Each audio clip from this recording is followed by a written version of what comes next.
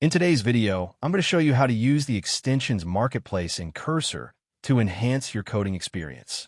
First, open Cursor and go to the Extensions panel. You can click the Extensions icon on the sidebar or press Ctrl plus Shift plus X on Windows or CMD plus Shift plus X on Mac. Inside the marketplace, you can browse or search for extensions by name or functionality, like themes, language support, or tools like linters and formatters. When you find an extension you like, click Install, and Cursor will automatically add it to your editor.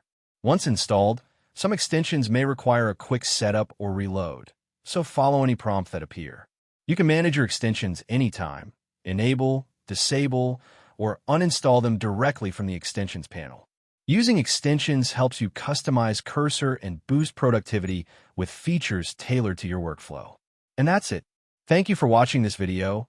Please feel free to use the affiliate link in the description.